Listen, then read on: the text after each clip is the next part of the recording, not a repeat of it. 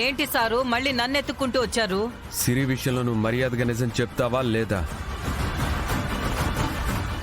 Auto డ్రైవర్ని kidnap చేసి దాచిపెట్టినట్టే సిరిని కూడా నువ్వే ఎక్కడో దాచిపెట్టుంటావు.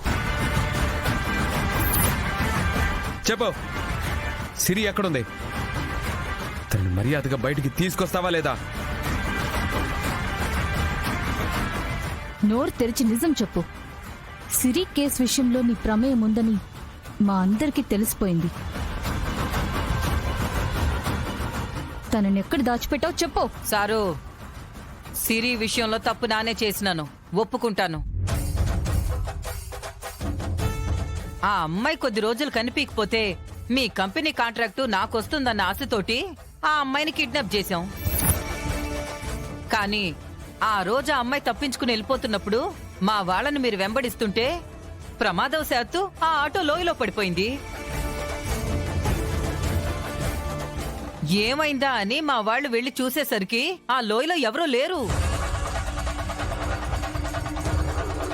అందుకనే 2 అనాథ శవాలను అక్కడ వేసేస్తే ఆ అమ్మాయి కొన్ని రోజుల నుంచి కనిపించట్లేదు, చచ్చిపోయిందన్న భ్రమ మీ అందరిలో కలిగితే మీ కంపెనీ కాంట్రాక్టు నాకొస్తుందన్న ఆశతో చేశానే తప్ప ఆ అమ్మాయిని ఏ రోజు చంపాలనుకోలేదు.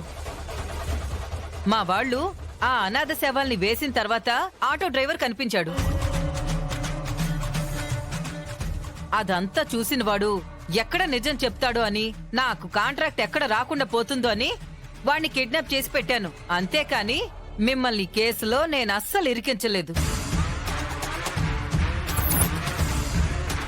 ఆటో డ్రైవర్ని మార్చి మరి కిడ్నాప్ చేసిన నువ్వు సిరిని కూడా మార్చి వేరే శవాన్ని పెట్టావని మాకు ముందే తెలుసు. మేడం, నేను చెప్పేది నిజం. ఆటో డ్రైవర్ విషయంలో కిడ్నాప్ చేసి దాసింది నా మనుషులే, ఒప్పుకుంటున్నాను. కానీ సిరి విషయంలో నాకే సంబంధం లేదు. అసలు ఆ అమ్మాయి ఎటుపోయిందో కూడా నాకు తెలీదు. నీకంత సీన్ లేదు. అనాథ శవాల్ని మార్చే అంత తెలివితేటలు నీకు లేవని నాకు తెలుసు. మర్యాదగా నీ వెనకెవరున్నారో చెప్తావా లేదా? అయ్యో సారు, ఎన్నిసార్లు చెప్పాలి? ఈ కంపెనీ కాంట్రాక్ట్ కోసమే ఇదంతా చేశాను. ఇంతకు మించి నాకే సంబంధము లేదు. నువ్వు అబద్ధం చెప్తున్నావు నీ కళ్ళలోనే నాకు అర్థం అవుతుంది.